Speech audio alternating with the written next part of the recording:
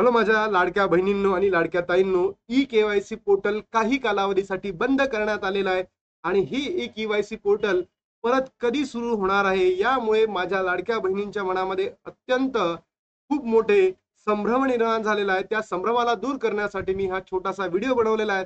तर लाडक्या बहिणींनो, हे पोर्टल फक्त आणि फक्त आजसाठी बंद करण्यात आलेलं आहे. जर तुम्ही या वेबसाईटला गेला, ladkibahin.maharashtra.government, त्याला आपण GOE.in म्हणतो, या वेबसाईटला गेला तर तुम्हाला अशा पद्धतीचा मेसेज येईल, ई-केवायसी पोर्टल देखभालीसाठी आणि दुरुस्तीसाठी बंद झाले आहे. ई-केवायसी पोर्टल आज रात्री 10 वाजेपर्यंत पासून सुरू होणार आहे. तर लाडक्या बहिणींनो, हे जे ई-केवायसी पोर्टल आहे फक्त आणि फक्त आजसाठी बंद झालेलं आहे.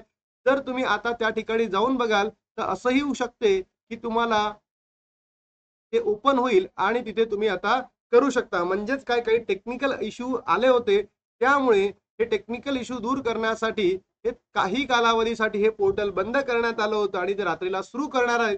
पण लाडक्या बहिणींनो, माझ्याकडे मी हे जेव्हा पोर्टल ओपन करून तेव्हा ते ओपन झालेलं आहे. तुम्ही सुद्धा ओपन असेल तर तुम्ही ओपन करून बघा. आता सरकारने हे जे पोर्टल ओपन केलं आहे त्याच्यामध्ये कधी-मध्ये असाही एरर येऊ शकतो, 500 इंटरनल सर्व्हर एरर अशा पद्धतीचाही मेसेज येऊ शकतो. तर घाबरू नका लाडक्या बहिणींनो, हे पोर्टल चालू होणार आहे. कारण ई-केवायसी करायला आपल्याला 2 महिन्याचा कालावधी दिलेला आहे. ई-केवायसीला ऑलमोस्ट 18 नोव्हेंबर पर्यंत तुम्ही करू शकता. घाबरायचं काही कारण नाही आहे. तर सरकारकडे आता माझं एवढंच म्हणणं आहे, की ज्या बहिणींनी आतापर्यंत जिथे नो करायचं होतं, बरोबर?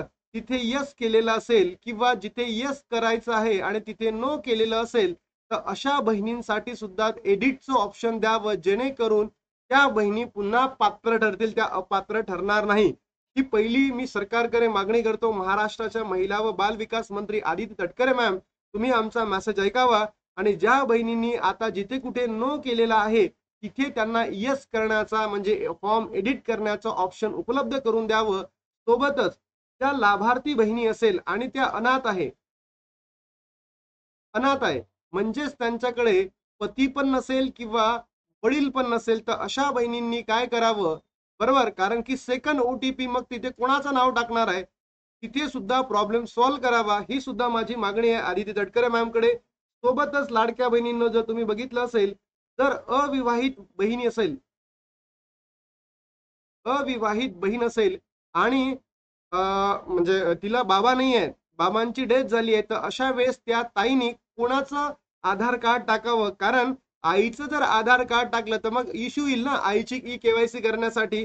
म्हणून अशा वेळेस कोणाचं आधार कार्ड टाकावं हे सुद्धा सरकारने योग्य पद्धतीने सांगावं. आपली चौथी मागणी असेल, की जी विधवा बहीण आहे, ती विधवा बहीण आहे, सोबतच त्यांच्या वडिलांची सुद्धा डेथ झालेली आहे, तर मग अशा बहिणींनी कोणाचं आधार कार्ड टाकावं? म्हणजे त्यांच्या आधार कार्डमध्ये ज्याचं नाव आहे त्यांच्याकडली माहिती टाकायची की आपल्या वडिलांकडली माहिती टाकावी? म्हणजेच राशन कार्डमध्ये त्यांचं जिथे नाव असेल त्यांची माहिती टाकायची की आपल्या आईकडली माहिती टाकावी, जेणेकरून त्यांचा लाभ बंद नको व्हायला.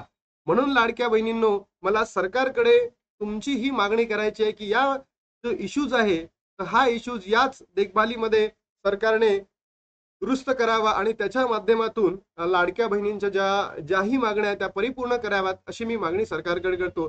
तर लाडक्या बहिणींनो, तुम्ही घाबरू नका, सगळं बरोबर होणार आहे. वेळ आहे, आज 10 वाजेपासून सुरू होईल. जर आता कुठेतरी सुरू झालं असेल तर तुम्ही ते जाऊन तिथे करू शकता. घाबरायचं काम नाही, घाबरू नका. चला तर मग भेटूया नंतरच्या मोठ्या व्हिडिओमध्ये, जिथे मी तुम्हाला सविस्तर माहिती देईल काय झालं होतं काय नाही. आता छोटासाच व्हिडिओ घेतला. तोपर्यंत बाय बाय.